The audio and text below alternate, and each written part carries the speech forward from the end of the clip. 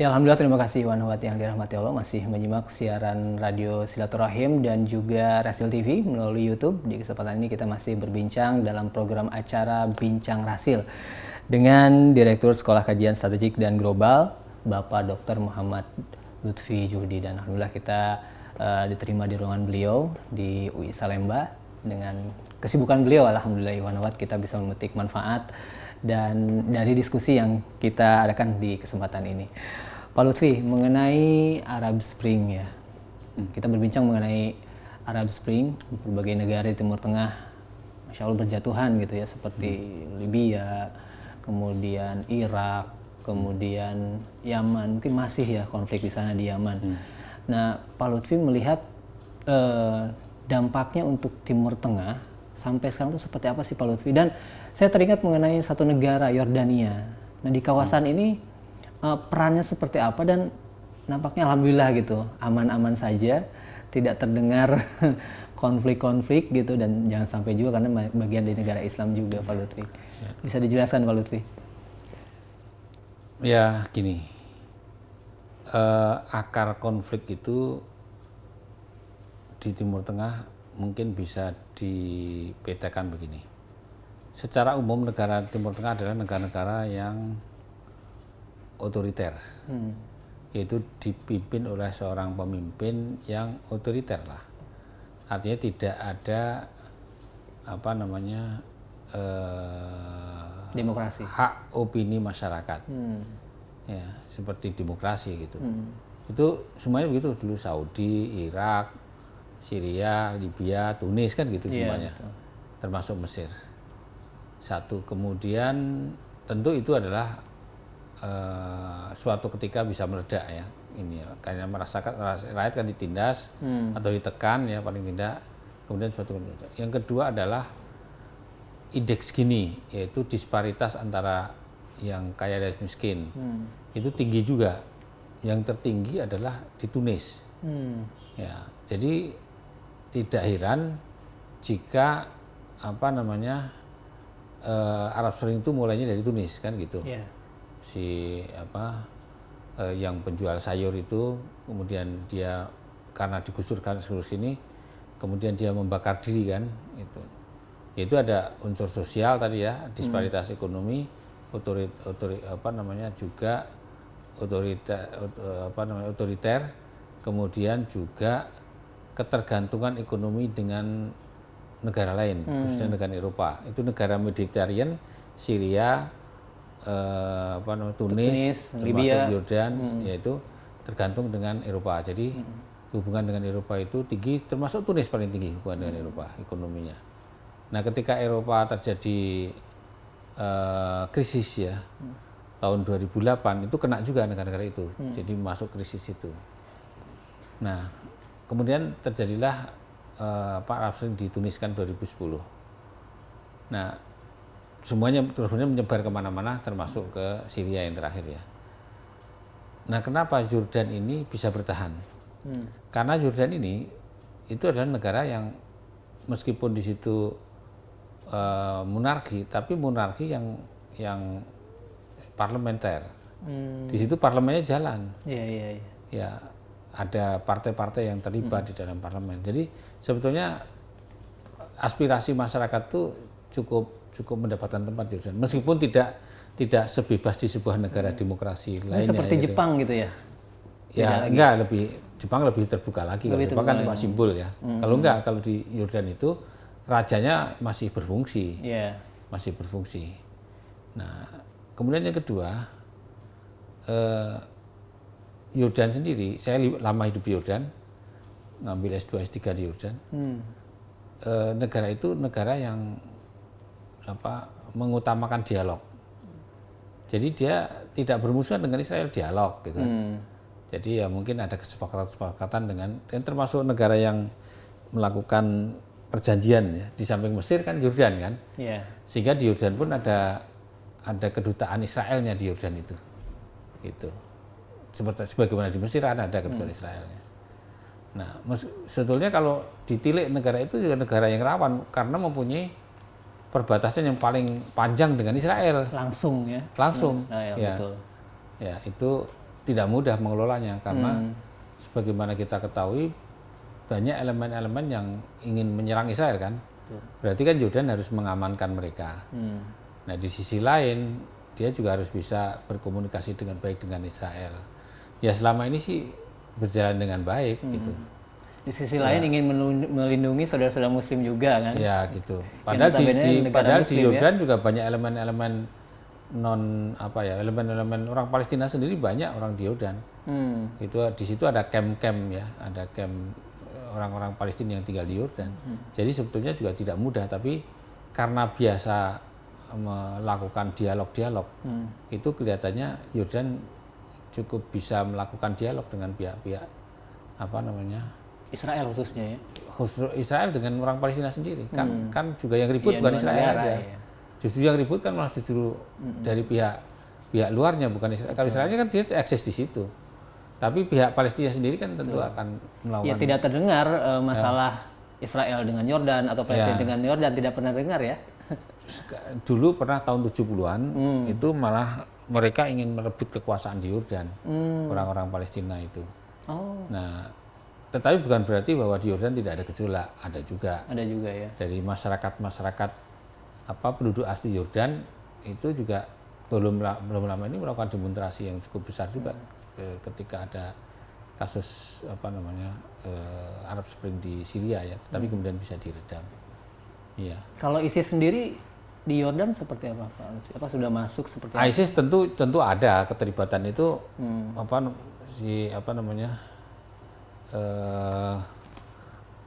di situ ya Ikhwan Muslimin aliran keras juga ada. Said Hawa yang dulu lari dari Syria kan juga meninggalnya di Yordan. Ya. Terus Abdullah Azam, orang Palestina tapi hidup di Yordan, yang menjadi tokoh inisiasi pendiri Al-Qaeda, tapi dia berangkat ke Afghanistan kemudian mendirikan Al-Qaeda di sana kan, itu orang Yordan. Saya pernah ketemu di Yordan dulu. Iya. Nah, Pak Lutfi barusan menyebut Al-Qaeda. Kemudian sekarang rame ISIS. Sebelumnya juga Taliban nih Pak Lutfi. Kira-kira berikutnya apakah akan ada lagi seperti ini? ISIS saja belum selesai ini Pak Lutfi. Ya, sebetulnya kalau nama kan bisa berganti kan. Tapi gerakannya tapi komponennya kan masih ada di mana-mana. Komponennya masih ada. Alumni dulu kan ketika terjadi pengeboman di Bali itu kan alumni Afghanistan. Ya. Nah, sekarang alumni Syria kan banyak ini yang sudah pulang aja ratusan. Dan kemudian yang mau pulang ada 600 kan gitu.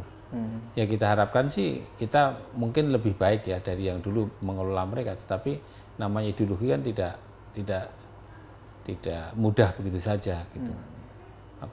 Kemudian diendapkan. Tentu itu terkait dengan banyak faktor, karena nanti mereka melihat kekecewaan terhadap pemerintah atau terhadap negara lain kan, tetapi nyerangnya di sini kan bisa saja. Seperti kasus di Bali, sebetulnya kan diserang negara lain sebetulnya, tapi nyerangnya di Legian Bali dan karena ada warga-warga negara itu gitu. Ya, warga negara asing di situ kan gitu. Iya. Sebenarnya yang pemerintah lakukan untuk meredam benih-benih terorisme ini sudah cukup Pak? Seperti apa Pak? Ya, memang tidak mudah sih. Terutama yang alumni-alumni tersebut ya. Tidak mudah. Pertama banyak faktor ya. Kalau faktornya ideologi tentu harus pakai penjelasan ideologis. Seharusnya bangsa ini jangan semua menyerahkan kepada pemerintah, karena aparat pemerintah sendiri kan secara ideologis mereka juga terbatas. Mestinya di situ organisasi-organisasi Islam harus terlibat, ya khususnya organisasi Islam yang moderat di Indonesia ini. Itu ikut terlibat lah. Ya, kami di kajian Timur Tengah, kajian strategi dan global ini juga kan punya kaprodi terorisme kita di sini.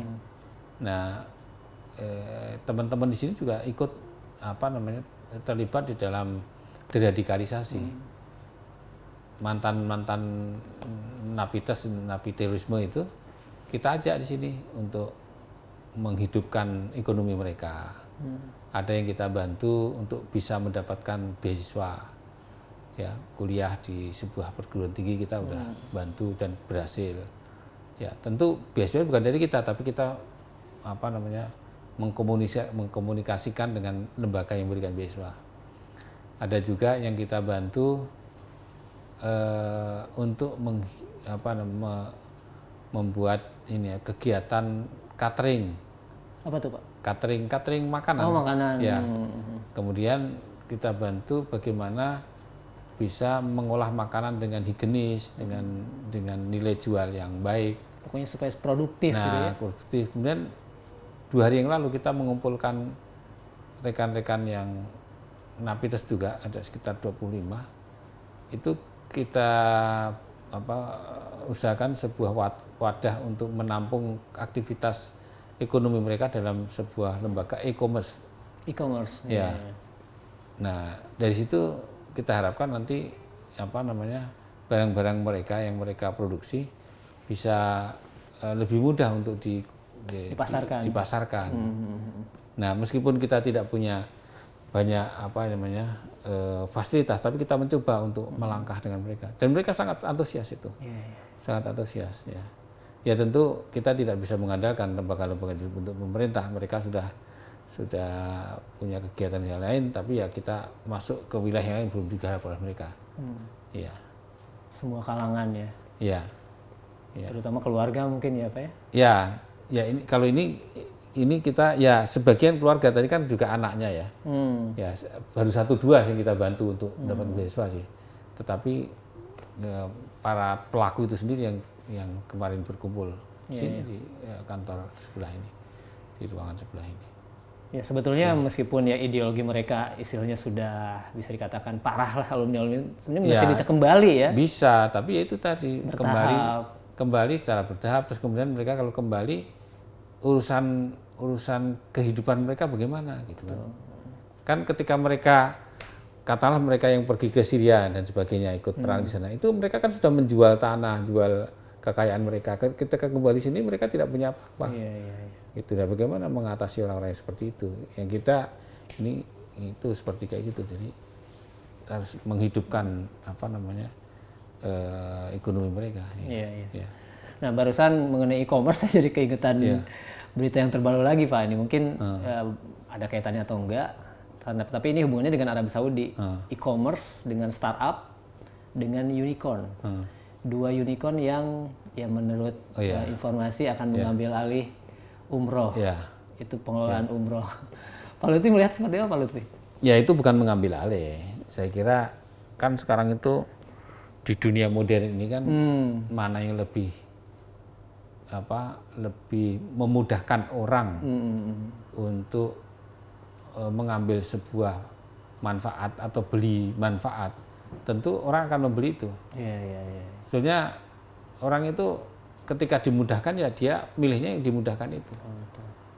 Nah,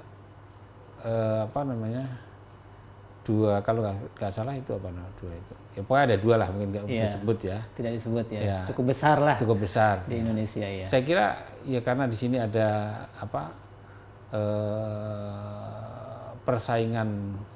persaingan dagang, ya mana yang lebih kuat.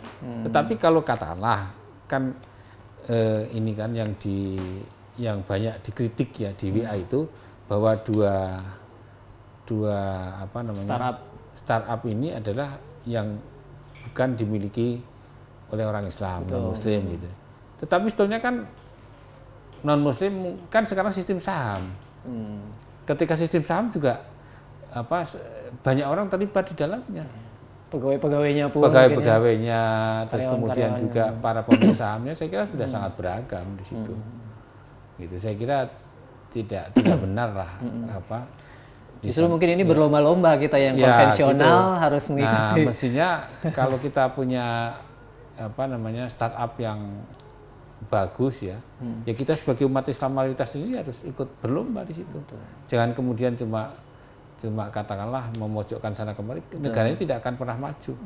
Karena negara ini sebetulnya komponennya ya ada Muslim, ada non Muslim, ada suku, baik suku itu suku Jawa, Sunda, Cina, Batak, ya suku Irian, ya suku Tionghoa, semua adalah komponen bangsa Indonesia ini. Dan negara ini adalah diramalkan oleh banyak pihak, oleh para think tank dunia, lembaga-lembaga dunia akan menjadi negara besar. Nah, ketika mereka meramal atau menghitung itu berdasarkan sebuah hitungan-hitungan, bukan ramalan dalam arti dari wilayah kosong, itu Indonesia sebagai sebuah komponen, bukan Indonesia ini si A, si B, nggak begitu. Ya Indonesia ini yang akan maju, ya Indonesia orang Iriannya, Indonesia Sundanya, Indonesia Jawanya, Indonesia Bataknya, Indonesia Cinanya, dan sebagainya. Muslim, kafir, atau Islam, atau Muslim, atau Konghucu semua, jadi satu, itulah Indonesia. Jadi tidak bisa dipisahkan. Jadi kalau disebut bahwa Indonesia akan menjadi negara besar, itu adalah Indonesia, bukan kelompok ini, kelompok itu. Gitu. Nah, ya kalau mau bersaing, ya bersaing terbuka aja, benahilah. Kita membenahi. Kalau kita sebagai umat Islam, tunjukkan bahwa kita adalah siap bersaing gitu. Toh negara ini demokrasi. Gitu. Ya, mungkin kalau bisa dicontohkan mungkin seperti kemarin ojek online mungkin ya gitu ya. Dan banyak yang protes. Ya. Sebenarnya kan kita harus mengikuti zaman ya, tuntutan zaman ya, yang mudah akhirnya yang laku. Ya gitu, nggak bisa kita membendung sebuah kemajuan sebuah teknologi, mesti akan terlewatkan dan kita akan diinjek orang lain. Ya kalau kita mendirikan sendiri, katakanlah ada Gojek ya, atau ada Grab juga masuk ke sini, gitu, dan yang lainnya, gitu. Baik. Nah, Pak Lutfi, mengenai bangsa besar nih, negara besar Indonesia, ya bisa dikatakan negara berkembang, negara besar. Tapi kalau kita melihat di kawasan saja, mungkin kawasan Asia Tenggara, kita masih tertinggal dengan tetangga-tetangga baik dari segi ekonomi mungkin ya. Gini. Ekonomi ya. Gimana Pak Lutfi? Itu bukan tertinggal. Ya artinya kan membangun sebuah bangsa itu dilihat jumlah penduduknya juga. Kalau cuma membangun Singapura itu kan kabupaten itu, kabupaten ya? Singapura dengan jumlah penduduk 4 juta atau berapa ya. Nah kita 4 juta itu kan cuma penduduk Depok itu kan, Depok udah 3 juta itu. Gitu. Jadi bukan begitu, tapi memang Singapura dengan jumlah penduduk yang kecil itu berhasil ya membangun sebuah negara yang tingkat kompetisinya tinggi. Jadi HDI ya, Human Development Index-nya juga tinggi. Nah kita Human Development Index-nya itu sedang berproses terus menjadi sebuah negara yang maju juga, tetapi memang harus banyak dibenahin. Umpamanya kita angkatan kerja kita itu masih 50% lulusan SD umpamanya kan. Itu untuk yang sarjana masih 5%, umpamanya masih sedikit. Nah bagaimana dana pendidikan yang 20% itu betul-betul untuk mendidik, jangan untuk kepentingan-kepentingan yang lain. Gitu. Jadi kita memang sedang berbenah, tetapi kita menuju sebuah negara besar. Belum lama ini kan kemudian kita di dalam laut kita belum berdaulat kan di laut, tapi kita sudah mulai merangkak menjadi negara yang berdaulat di laut. Kita membangun tadinya cuma punya 2 kapal selam, sekarang sudah 5 atau berapa. Kita beli 3 dari mana itu? Dari Korea. 1 dibuat di Korea, yang 1 lagi dibuat bersama, yang 1 dibuat di Indonesia, dan akan membuat 3 di Indonesia. Artinya terus, dan itu akan menjadi kekuatan yang tidak bisa ditandingi oleh kalau negara-negara Asia Tenggara nggak bisa ditandingi. Jadi tidak benar optimis kalau, ya. Kemudian kemarin kontrol wilayah Indonesia dari udara itu kan dikuasai oleh Singapura, tapi sekarang kemarin dipanggil Perdana Menteri Singapura datang ke Indonesia dan Jokowi memproses agar semua wilayah Indonesia sudah di bawah kontrol Indonesia. Ya cuma memang secara teknologi kita juga masih tergantung oleh katakanlah negara lain ya dalam arti kalau bisa alat-alat radar dan sebagainya sudah dibuat sendiri ya, itu butuh jangka panjang gitu. Tapi ya ini berproses gitu. Ya. Insya Allah. Ya. Semoga Allah memudahkan kita, terutama untuk Indonesia menuju negara yang maju, insya Allah, negara besar yang maju. Baik, Pak Lutfi, nampaknya bincang-bincang kita akhiri karena waktu juga yang membatasi. Dan Ikhwan Akhwat, terima kasih atas kebersamaan. Mungkin penutupnya Pak Lutfi yang disampaikan? Saya tetap termasuk orang yang optimis terhadap bangsa ini. Tetapi ketika Foreign Policy, sebuah jurnal Amerika tahun 2012 itu menulis the tiger Indonesia, bahwa negara Indonesia adalah macan Indonesia yang dihitung, ya, bukan diramal, nanti diramal dikira menjadi negara besar, itu adalah Indonesia dalam komponen masyarakat luas ya, yang terdiri dari seluruh etnis yang ada, seluruh aliran yang ada, seluruh agama yang ada, bukan yang terpisah-pisah. Begitu juga McKinsey juga meramal Indonesia menjadi negara 7 besar tahun 2000, di atas 2030. Ya, meskipun kita harus terus berbenah. Nah, kalau kita pecah dari dalam karena radikalisme, karena terorisme, karena apapun alasannya, ya tentu tidak akan sampai ke sana. Ya, jadi demokrasi ini harus kita rawat ya.